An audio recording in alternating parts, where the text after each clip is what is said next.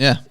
Well, before that, we'll go into the best player for each team this season. Yeah.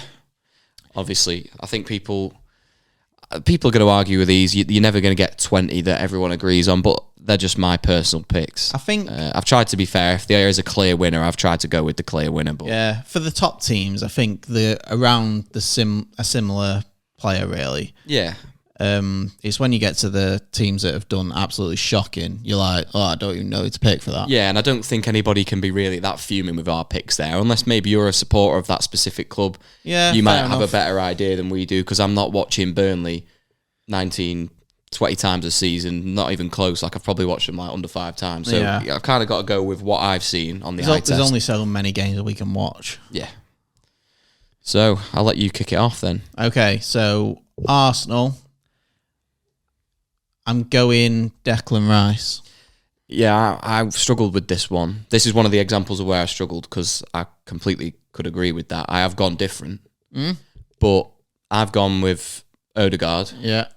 Because he's the captain. I think he's been absolutely fantastic. I think this is the best we've seen of him. I thought he was great last year as well. And ultimately, Declan Rice could be the difference maker. Yeah. And he would be unquestionably my signing of the season, should Arsenal manage to win it. Yeah. But I still think, for me, the most important player is Martin Odegaard, in what he offers in a creative role, and the fact that he's the captain brings the team on his back. So although I think like Rice could have been the missing piece, and he's been a fantastic signing, and I couldn't disagree with you having him. That was just my preference on that one. I think you could have... There's quite a few in Arsenal, isn't there? There's Odegaard. I think Trossard for the second half of the season has done remarkably well. Yeah. You've got Declan Rice. You've got the 2 centre-backs that have been really good. Raya's started to come into his own a bit. But yeah, I'm going to go Rice with that, and you've gone Odegaard, have you? Yep. Yeah. But again, it was sort of one I'd wrote down, and I'd put Odegaard/Rice. Yeah. And was giving myself a bit of time to make my decision. Yeah. Yeah. Okay, Aston Villa. Short and sweet, this one, I think. Yeah.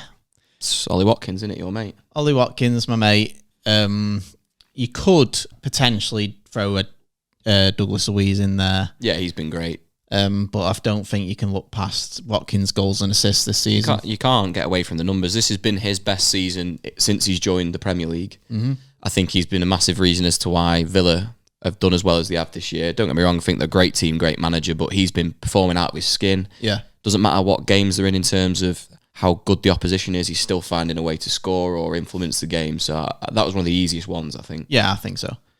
Bournemouth. I feel like this is another easy one. Yeah. It's Solanke, isn't it? Solanke, yeah. Yeah, it has to be.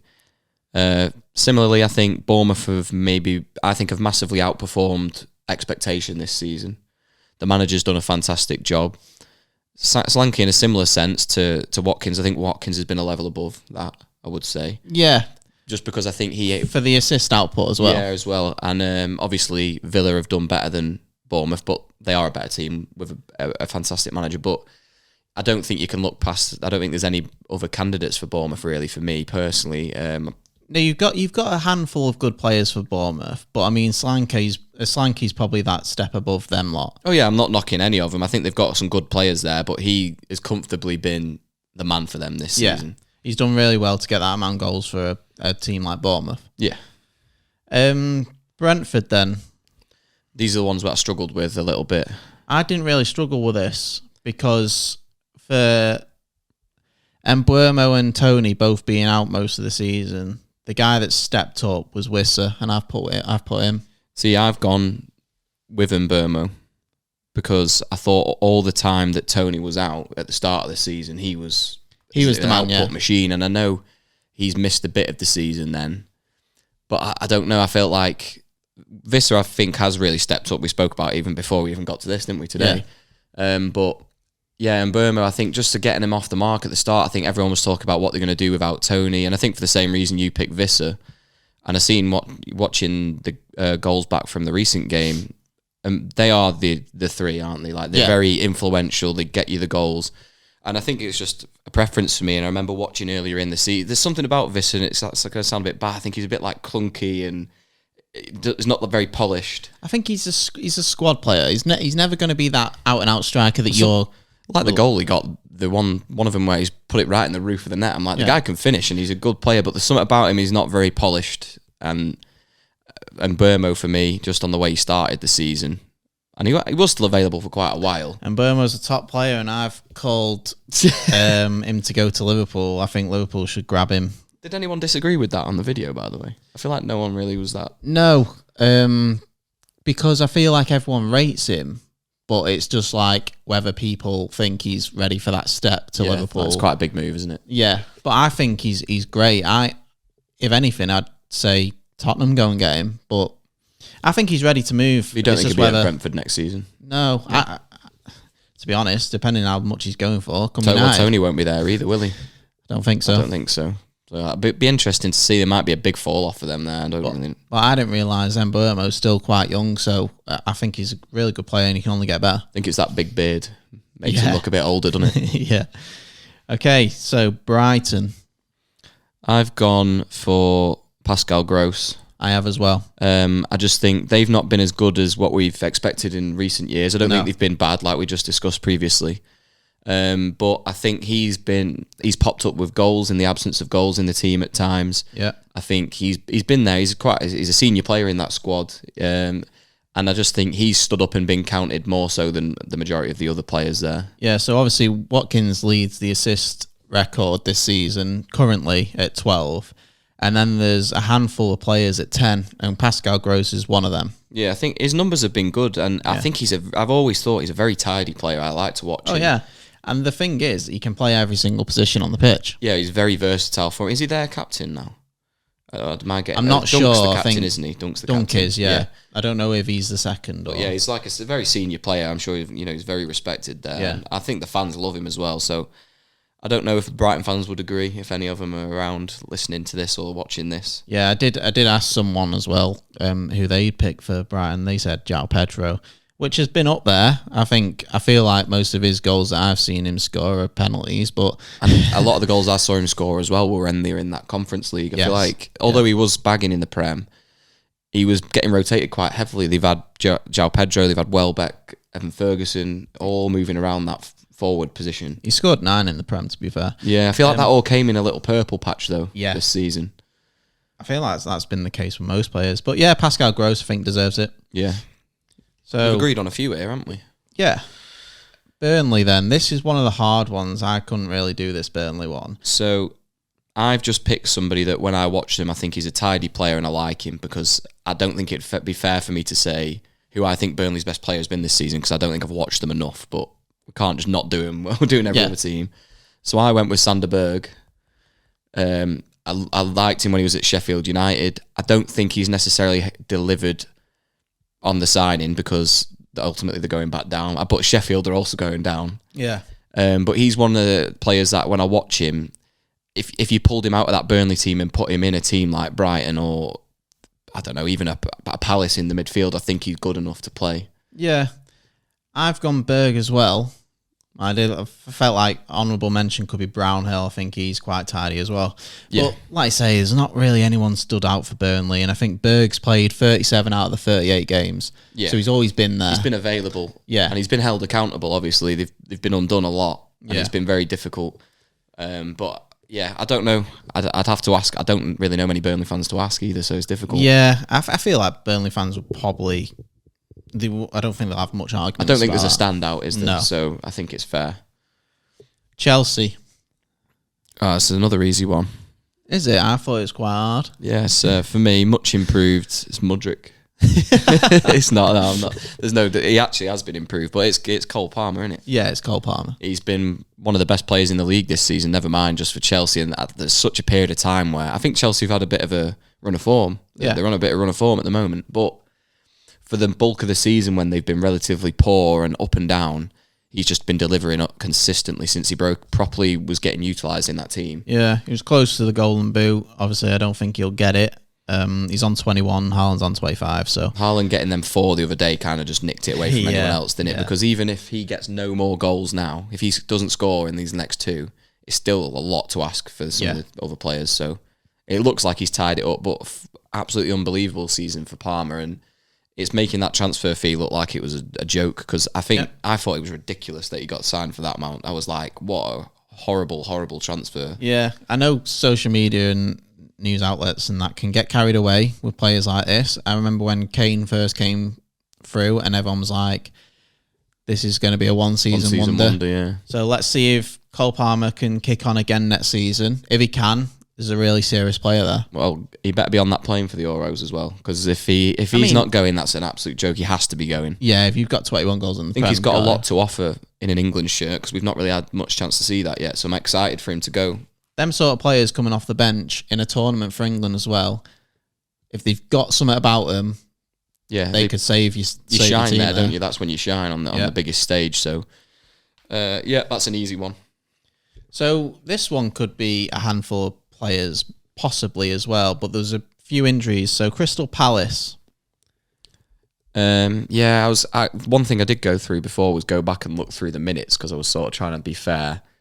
Although I've still gone for this player, so I've gone for Eze. I was kind of looking Eze versus Elise. Elise missed a lot more at the start of the season. Obviously, there's been other players that have been maybe a bit more available, but he is the man for them, I think. So I had to go for him. I couldn't. So this was out of two, and I do think Eze has been phenomenal when he's fit. Yeah. He's played 26. Yeah. Out of the 38. So it's not as much as Elise's missed. Elise's missed a lot more. Yeah, he had a real long spell at the start of the season, I think. Yeah. I think Eze and Elise are both the best players at the club. Yeah. But this season, I'm going to go with Anderson. I thought his start to the season was very strong.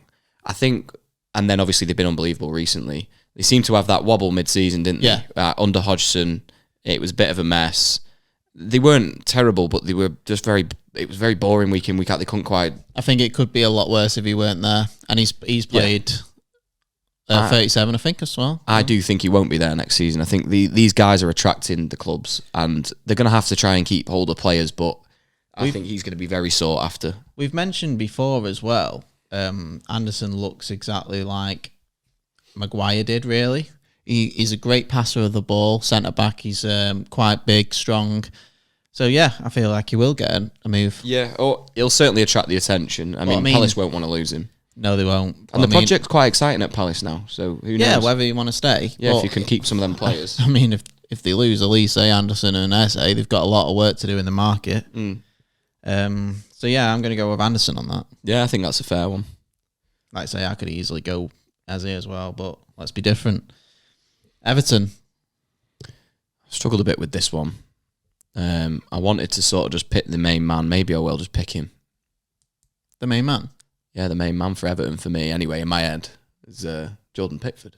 I've gone Pickford. Yeah, I've thought about... It could be Decore. Yeah, that was the only... I've got them both written there. Yeah. I just think when... I know it's ended up being a bit comfortable because they've say they were marked safe a couple of weeks ago now. You know, they're just running through the last few games, but they were sort of... You thought they'd been going down many times this season, especially with the points reductions, and I think they have done really well. I think Dyche has done a great job, and they're going to be starting next season with the manager that they had the season before, which is something that's probably quite rare at Everton at the moment. Yeah. But Pickford is, to me, one of the only players at Everton that could warrant and move to a top club. And I think he's done that multiple times. He's one of the reasons for the past 3 seasons that they haven't gone down. Yeah. And I think that just puts him on a different level to some of the outfield players. I don't think the consistency's there. I know the managers have been changing. I think Pickford's one of the most disrespected players of this modern era. I think to be second in clean sheets for an Everton team, don't get me wrong, Dyche has improved the defence. Yeah. But Pickford being on 13 clean sheets and the leading goalkeeper is Raya on 16.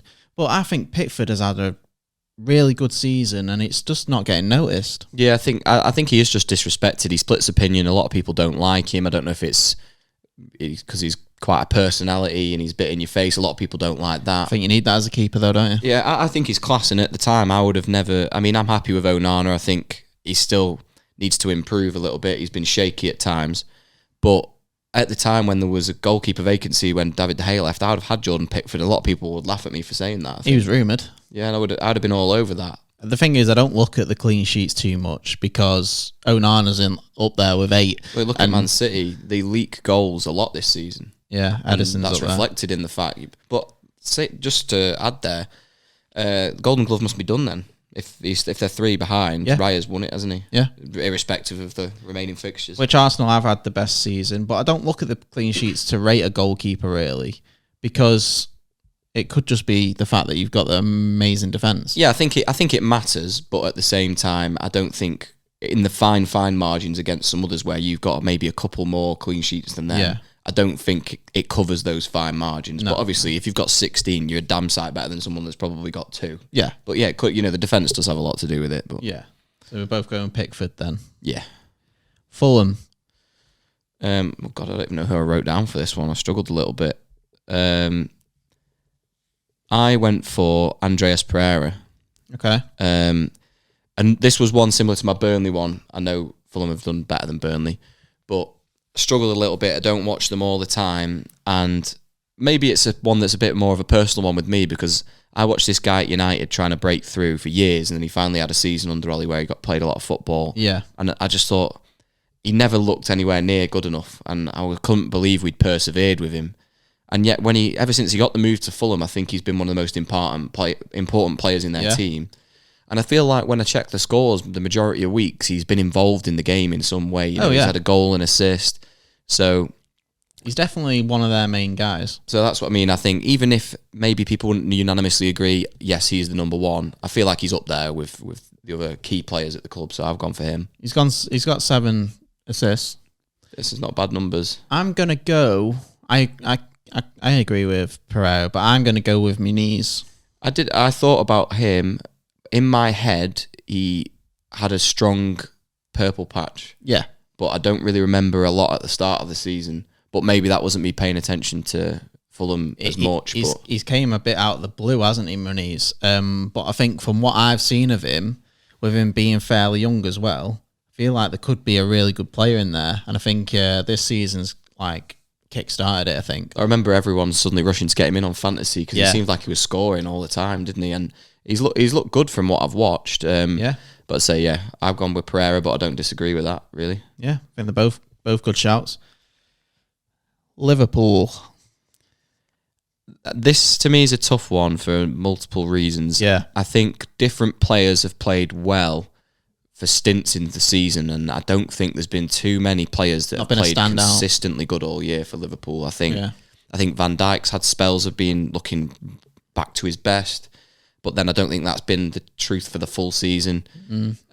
Trent's not been available, and he's obviously someone that could be a star man.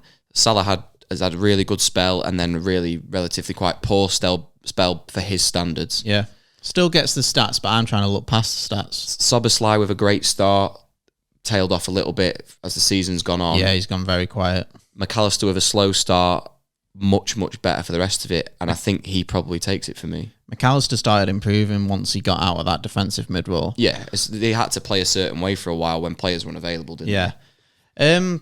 So I've gone McAllister as well, but I think the only contender for it, really, I could have gone Van Dijk. Yeah, I was between Van Dijk and Salah, and I feel like the Salah shout would have probably got a lot of heat. But you look, he was putting up the numbers because he was playing well at the start of the season. I don't know if, again, he had a bit of a patch where he looked like your typical Mo Salah. And then I don't know, post that Klopp announcement, I've not been convinced by him. I've heard Liverpool fans saying that his performances haven't been very good. Yeah. But he's still delivered some relatively good numbers this year. I mean, he's got 18 goals and 10 assists. It's still amazing. It's very good, isn't it? And we know he can even nearly double that. We've seen him get ridiculous numbers or returns for his goal and assists in general. But I do think the recent stint of form just means I can't put him in there when someone like McAllister's been important to the way Liverpool have played all year. Yeah. And Van Dijk similarly. But again, I think Van Dijk had a spell where he was fantastic and then a bit where the team was struggling. I think McAllister started making a difference in those moments. So yeah, I agree. So Luton. Ross Barkley. I've gone Barkley. I mean, there could have been a shout for maybe Adebayo. I think he looked good, but that was similar to maybe a bit of a purple patch. He did really well. Like my man Carlton Morris, he's been a bit steady. He's got goals, dribs. I'm pretty sure they've got double figures. Yeah. Carlton Morris in the league, which for a team like Luton, who have really struggled for the majority, is a good return. I mean, if Luton managed to get safety this season, I think it would have been down to having Barkley in that team, but they just haven't quite managed to do it. Yeah, he's looked tidy on the ball. He's looked more reminiscent of the player that came through that everybody was excited about, and I feel like that kind of tailed off with the moves that he's had. And I know he was playing in a team with maybe less standout players, but I do think he showed why he was regarded as that kind of player. Yeah, all those years ago when he was coming through, and I think he's been easily their best player. Yeah. Should we go to Man City then? This is a tough one, I think. Yeah, it's out of 2. Definitely 2. Maybe it is just 2. I've just gone with the one that's a bit more exciting to me, so I've gone for Phil Foden. Yeah, so I'll go with the other one. Have you gone for that just for the sake of it? No, I was going to go for the other one. I think Rodri. So you already know it was Rodri. Yeah. Rodri's got to be in the conversation because when he's not there, the difference is ridiculous. Yeah. And I think that just speaks volumes about how good he is. And he's the best player in the world in that position. We've said it before, and I don't think anybody's even near it. But I think from an excitement standpoint and the heights that Foden's hit this season, I'm just picking him because it's the boring, he's had more goals, so I've picked him. I think Rodri's numbers have been great. We said it last week, actually, for his position. I think it's viable to go for Foden because he's up there with the goals, 17. And then, obviously, I think on assists, let's see where he is. I still think Foden and Rodri have been 2 of the best players in the league this season. 8 assists. So, oh yeah, I think. Do you know what came to it? I said if they were missing Foden, it'd be someone else. If you're missing Rodri, it's no one else. Yeah, and I do agree with that, but I don't know if that means you're the best player. Yeah, but he is the best player in that position in the league, in the world. So I wouldn't argue with it. But I just had to go for Foden, maybe just because of the goals and watching the ability in an attacking sense. Rodri's fantastic at what he does, and he's almost, for my specific choice there, he's left out of my list just because he's not as exciting of a player. Yeah, despite the fact he's fantastic at what he does. Yeah, I agree. Manchester United then. This is a tougher one. Yeah. I think there's a few, but then if you look at the way we've judged this, I think we've judged this quite fairly so far. We've gone for players that have been available for longer periods of time, and some of the players I'd say, maybe they were okay, but they've missed loads of games, because of injuries. I'll go with, and you'd never would have thought I'd say this at the start of the season. I'll go with Diogo Dalot. I think he's been one of the most improved players this season.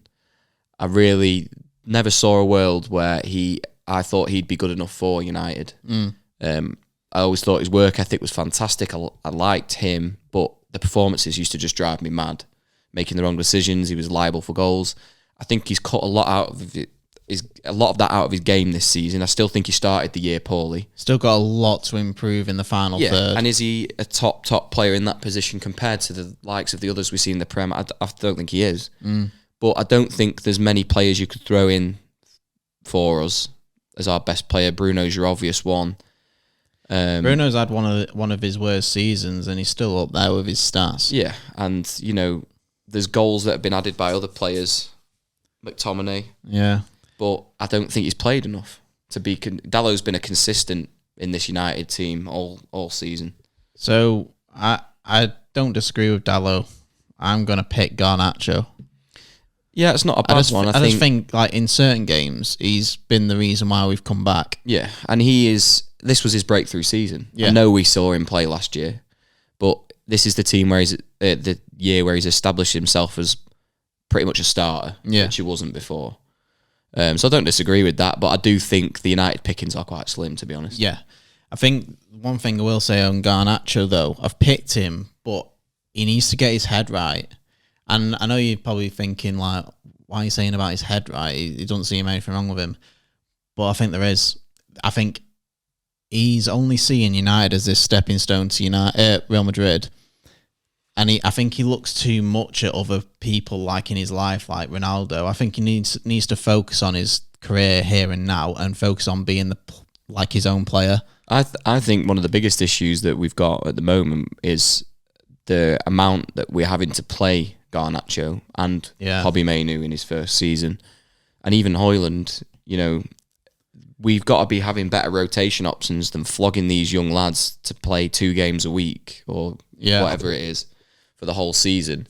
And that's got to get to your head a bit, I think. Mainu looked leggy in the Arsenal game, and it surprised me. And his I looked at his stats for that game, and he was pretty tidy. Do you know what I mean? But he's just playing in a relatively poor team or poor performing team. I still think there's a lot of players there that aren't terrible players, but yeah, I think that's a fair one. I say Dallo, I have to give him the shout just because I think it's maybe because of the improvement more than anything, which maybe isn't that fair of a way to judge it. But United have been pretty terrible. So for me, it was Garnacho / Dallo. So, but I just thought I'll just mention Garnacho. I think he's had a good season. Yeah, he is quite wasteful, but don't need to go into that. Newcastle, then. This was out of 2 for me. I'm not really sure. Out of 3 for me. For sheer availability, I think I'm going to change my mind and go for Anthony Gordon. Oh, who was you going for? Isak. Oh, okay. But I do think he's been so impressive because the numbers he's put up. I feel like he's still missed quite a lot of football. Yeah. But he is ridiculous. Like he's Gordon's so been good. There, I think, most of the season. And I think it was a bit of a sign. Like I remember having him as one of my ones to watch at the start of the season, coming off the back of that tournament win with England. It was quite a big money move from Everton, and I think we needed to be shown this is the player I am. I am the quality for the money you've spent, and I think he has actually proved that this season. It was a good shout because I don't think anyone could have seen it, because I remember towards the end of last season. Yeah, it was towards the end of last season. He got subbed off, and he had a big row with Eddie Howe, if you remember. I feel like I do now you've said it. Yeah, because I said I just don't like him because he came across like a bit of a. Didn't like the attitude. Yeah. Diva sort of. Yeah, and I didn't like him, but he's really turned it around this season. I watched the interview he did with Gary Neville, and I thought he came across quite well. He's got a good mentality. Yeah, it seems like it. I think he's a very easy player for people not to like. I think he's got that about him. I don't know what it is, but like it riles up other fans. I think I saw the interview as well, and he's got the confidence what you need for a big player. So yeah, I think when I look at the amount he's been available this season, how he's influenced games, I just have to tip it to him, even though I think Isak you could easily give that to for me. I've gone Gordon as well. Yeah. Obviously, you can mention Isak for his goal output. I think he's been really good this season. I also think this other shout is kind of like a Rodri. So if Bruno Guimaraes was missing out Newcastle, I think they lose a lot in that midfield. He's a big personality. The fans love him, don't they? He is quality on the ball. Yeah. I think they could lose him in summer. Possibly. I think he's got like a release clause of 100 mil or something. But I think it's only active for a limited time. Yeah. And I could see even someone like City saying, as help for Rodri or whatever, they'd just drop the money and bring him. Because I don't think the other signings they've made in those positions have worked out for him. No. Not just Phillips. They've brought in Núñez to sort of add a bit of depth, and he doesn't look fantastic when he's had the opportunity. Yeah. Yeah, so I'll go Gordon as well. So Notts Forest. Morgan Gibbs-White. I can't really give it to anybody else. I just think he's just actually brilliant, I think. I think Gibbs-White as well. I had 2 players. Oh, did you? Shall I go for the other one? Go on then. Murillo. Is this way to Amarillo? I don't even know who. I don't even know who he is. In my head, he's a fullback. I don't even know where he plays. Yeah, centre back. At least I was in the right part of the pitch. He's like a 21-year-old, and I think he is going to be a really good player. And I think this season he's stood out for me. Even though obviously the elite goals, but I think you're always going to elite goals. It's similar to the Anderson shout. I think you're always going to elite goals in that sort of team. Yeah. No matter how good you are. But I feel like when I've watched Forest, I think Murillo sticks out for me. Don't get me wrong, Gibbs White's up there as well. I just felt everyone's going to say Gibbs White. Yeah, like the Gibbs White one for me is a bit like Cole Palmer for Chelsea. It was like Watkins for Aston Villa. It's like it's just nailed on. I don't think anyone else is close, but they've not had a great season either. No, this one's a bit of a write-off, really. Sheffield United. Yeah, similar to my Burnley one where I've sort of just picked someone who I think looks half decent when I've watched him. I've gone for Brereton Diaz. I thought he just looks like he can add goals to it. He's tried to add goals and be quite exciting in a team that's struggled to do that all season. And to be honest, literally the only name that came to my head when I looked at Sheffield United, he was the first player I thought. I've actually watched him at times and thought he's not shit. And the majority of the rest of them have looked that way. And he only came in January. Exactly. So it stinks. But so I'd agree with you. When you were looking at the stats and all this stuff, like Mick Burney's up there for his goals, but I don't really see him much. When I've watched them, who looks like a bit of a decent player is McAtee. You got him from City, didn't he? Yeah. So he looks a bit of a player, but I agree with the Diaz shout. Yeah, I mean, he's not been there long at all. So to pick him for the best player for the season stinks a bit, but I think the impact he made since he joined has been greater than what a lot of them have delivered all season. Yeah. Tottenham. This was easy for me. I'd say it is, but I didn't know that I discussed it with you, didn't I, before? So I think we've got the same player, but I kind of wanted to go for someone else, but I didn't. It was the one that you... right, so who's your player? Van der Ven. No, I haven't got the same player. You've not got Van der Ven? No. But I wanted and was thinking about Son because I still think he's been the best player, which is what we're doing, so it's ridiculous for me to say he's not there. But I don't think... he had to fill the goals that they lost with Harry Kane. But Van der Ven, I think, he was unknown. He's come in. He looks really tidy. It looks like they've got a proper player there, doesn't it? Yeah. And I know he missed a bulk of it, but I still think, in terms of sheer quality, between him and Son for me, obviously it would have been nice to see him more from Maddison. Yeah. But it's a shame, really, that he obviously injured most of the season. And he picked the injury up when he was in fantastic form. Everyone was saying what a good signing it was looking like and everything like that. So I'm going to go for Pedro Porro. Yeah, there was a point in the season where I was thinking one of the best fullbacks in the league. He started well. I just feel like it maybe tailed off a bit. I know he got a goal yesterday, actually. Yeah. It was Saturday, whenever it was. Brilliant goal as well. But yeah, I do think whether his performances have dropped off a bit. He had a very small stint out injured as well. It wasn't very long, but he's played 33. Quite a lot of them in that team have had spells out. Adogi out. He had suspensions. Porro had 3 or 4 games out. Adogi's missing the Euros. Van der Ven, I mean, it was a huge portion of the season, and maybe that's a telltale sign for him, for how important he is and his quality, because I think Spurs really dropped off a lot when he was unavailable. Yeah. But they had to play a stupid, weird system. Well, they didn't have to, but they were having to because of what the manager was telling them to do, where they're playing 3 full-backs. It was all over the place. I don't know how to judge that at all. I think Romero's a shout, Romero is a shout. I thought he was going to go with Romero. I don't like him. No. I don't think he's as good as Spurs fans think he is. But I do think I can look at it this season and say he's been a lot better than what I've seen from him in any of his previous seasons. Yeah. But he's also been there all that time. Do you know what I mean? So it's like Van der Ven coming in. That was finally like, we've now seen the best of him. I don't know. Yeah, they looked really good at the start of the season together. It's a bit like how I view Gabriel for Arsenal. Did I ever think he was a world beater? Not really. Saliba comes in and everyone's saying how good Saliba is, but Gabriel looks 10 times better. Yeah. And I think that's how I'm viewing the Romero situation this season. Yeah. Is Van der Ven's sort of allowed them to form a good partnership and show how good he also is. Yeah. So do you know when we was on about Dalot before, I said that's what he's missing out of his game is final third decisions, his crosses are still not good. When he gets to that final third, he chooses to do a reverse pass instead of putting someone through. It's just little things like that. And I think that's where Pedro Porro edges him. And obviously Pedro Porro's got 2 goals, 7 assists, I think, this season. I just look at the attacking point of that. So I think similar. Porro and Dallo, I think they're quite similar defensive-wise.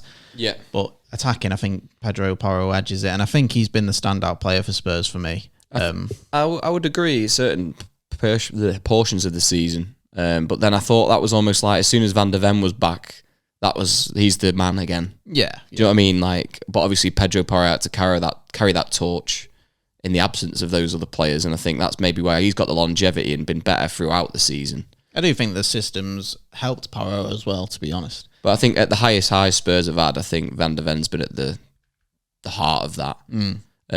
They were always going to struggle to replace Kane's goals. So I do think it's a bit disrespectful for us to overlook Son as much as we have, because I still think he's done quite well. Yeah.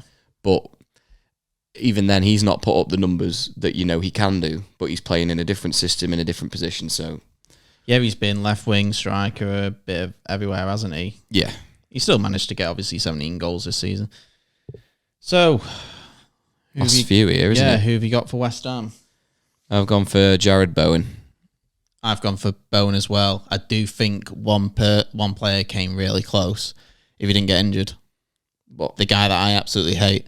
Paqueta? Yeah. Yeah. Do you remember how good Ward-Prowse was at the start too? Yeah. I mean, I know that was never going to carry on forever. No. But I mean, he started really, really well. Bowen's just been very, very consistent. Yeah, and he's always been there. Yeah. I think we've got to look at not getting injured has probably got a lot to do with my picks, because, I mean, you've got to be available for the season, really, haven't you? It's rare that you have, players that are available for 30-odd games. You look at Manchester United this season, the amount of players that have missed games. It's hard to, when we're looking at them as a comparison, it's impossible. But Bowen been available nearly all season, scored a lot of goals. I think he's comfortably like the most entertaining player to watch at West Ham as well. Yeah. I think a lot of people like Kudus, but I think Bowen is outperforming everyone on that team. That's why I've put him down. Yeah, I'd say that was one that was a unanimous one for me. Yeah. So Wolves then. I went for Mario Lemina. I thought there was a shout. I thought Cunha's been great when he's played, but he's missed quite a lot of games. Whereas Lemina, I think, has been steadfast in the middle of everything all season, and I think Wolves have had an up and down season. They started very well, I think, for what people were expecting of them coming into the season. I just think he's been fantastically consistent. I think he's a tidy player. Wolves, they got a goal this weekend, I think, as well. Wolves is a weird one for me. I put this player, obviously, I think Wolves is probably the one that people are probably going to disagree with me the most, because you've obviously got your Lemina, you've got your João. What's he called? The midfielder next to Lemina. Gomez. Oh, so right, yeah. So for some reason, I was thinking of someone completely different then. Yeah, so you've got Gomez in midfield that's played most of the season as well, but he's not a player that obviously stands out. But I mean, if you're a Wolves supporter, you might even go with him. I've gone with Wang Hee-chan. I think he's got some important goals this season. He had a great spell as well. If it seemed like he was scoring every game at one point. And I do think he's in the conversation for sure. He assisted the goal on the weekend. I think Cunha has shown at times that he looks like a good player. I think Cunha does all the dirty work in that team as well. Yeah, I think he's actually... I quite like him as a player. But I looked at Lemina as just been there all season. I think his performances have been good when I've watched Wolves. I mean, I'm not sure if Wolves fans would agree. They've obviously watched a lot more of it than I have.